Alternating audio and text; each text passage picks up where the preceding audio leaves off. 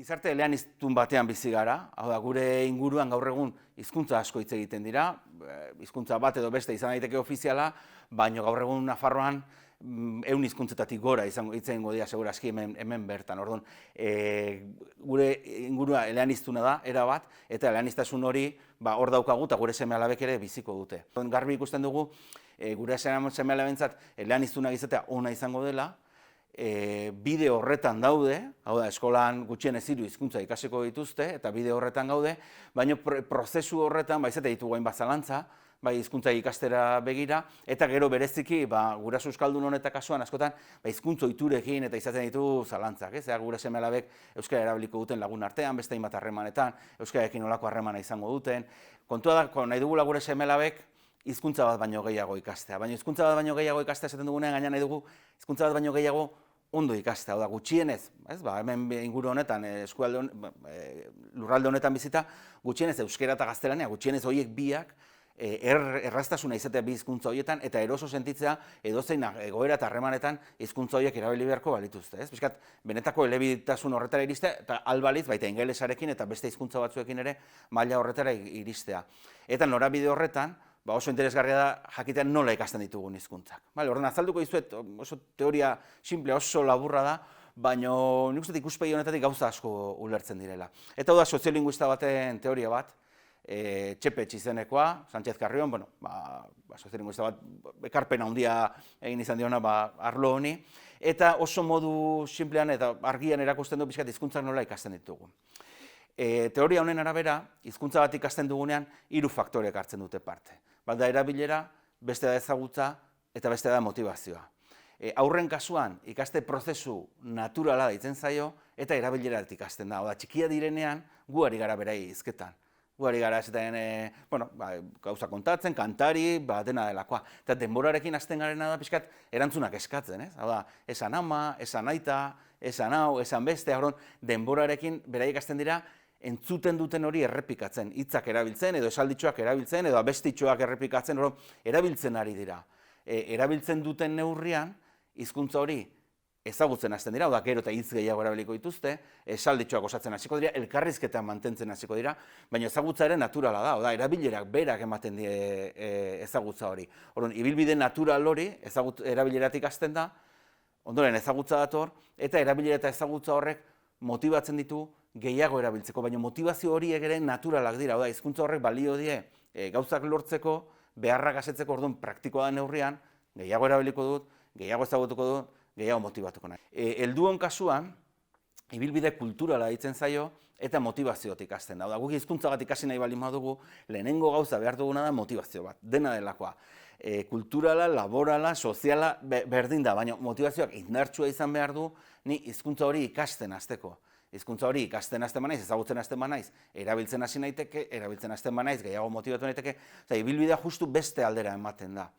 Kontua da, aurrek daukaten abantailarik handiena da, ikasi ditzaketela 2, 3, 4, 5 hizkuntza aldi berean eta zailtasun berezirik gabe, ez dauke zailtasun berezirik, eta aldi berean 2, 3, 4, 5 hizkuntza horietako bakoitzean erabilera altua baldin bada.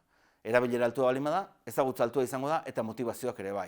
Baina erabilera ez bada oso altua, ezagutza inoiz ez da altuegia izango eta motivazioak ere, ze hizkuntza horrek ez die gehiegi balio, ez da oso praktikoa beraientzat. Ez da, gure seme-alabak dauzkagu euskarazko eredu batean matrikulatuta, eta nahi dugu euskara ere ondo ikastea, gaztelania ere bai, baina eskolak baditu muga batzuk, erabilera hori eskaintzerako garaian.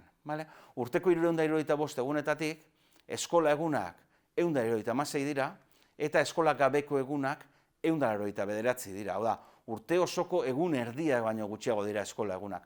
Asteburuak, zubiak, oporrak hartzen baldin baditugu, urte osoko egun erdia baino gutxiago dira eskola egunak. Eta horietan, gure seme-alabak ez daude irakasleekin. Irakasleek ez diete ematen ez euskararen ezagutzarik, ez erabilerarik eta ez motivaziorik, eta eskola egun horietatik, 176 horietatik, hartzen baditugu eguneko 24 orduak dauzkagu gutxi gorabehera, 5, 6, 7, 8 urteko haur baten 9 orduak, eta horietan ere ez daude irakasleekin, ez dakigu hizkuntzetan egongo diren amesten, baina eskolak ez dauka eraginek, eta esna orduetatik ere, 10 bat ordu emango dituzte gelatik kanpo. Hau da, etxean, kalean, eskola orduz kanpo jardueretan,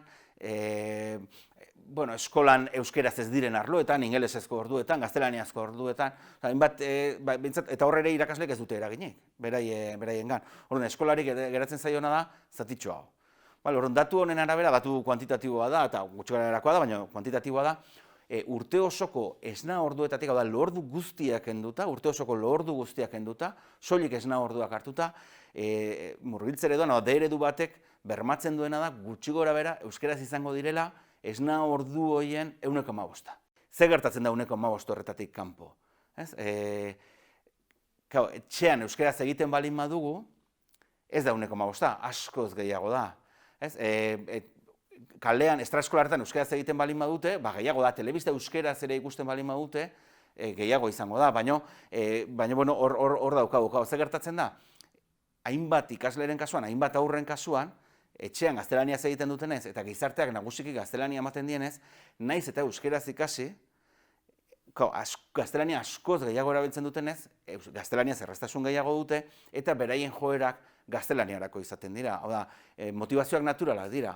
Jolasten ari direnean, aurtaldetxo bat elkartzen denean, 6, 8, 10 aurtalde bat elkartzen denean, da jolasten ari direnean, ez dira pentsatzen ari guazen euskeraz jolastera, ze komeni zaigu, ze horrela erraztasun gehiago, eta izango dugu, ez jolastuko dute, erosoena, praktikoena egiten zaien hizkuntza. Eleaniztasunari begira, kontutan eduki behar dugu, D-ereduan ikasten dutela, orduan eskolak nagusiki euskera ematen diela, gaztelania eta ingelesa ere bai, eta gero kaleak, testuinguruaren arabera, euskera gehiago edo gutxiago emango diela. Baina, gure gizartean, eta gaur egun daukagun errealitatetik abiatuta, nolabait D-eredua dela, gehien bermatzen diguna, bertako bi hizkuntza ofizialetan, ofiziala dan zonaldetan, edo bentsat bai euskeraz eta bai gaztelaniaz, aritzeko erraztasuna eta gaitasun ona D-ereduak ematen digu gaur egun, batez ere, bietan emaitzak eta helburuak antzerakoak direlako, eta hori gero laguntza hori behar duela eskolak, pixkat hizkuntza ohiturei eta begira.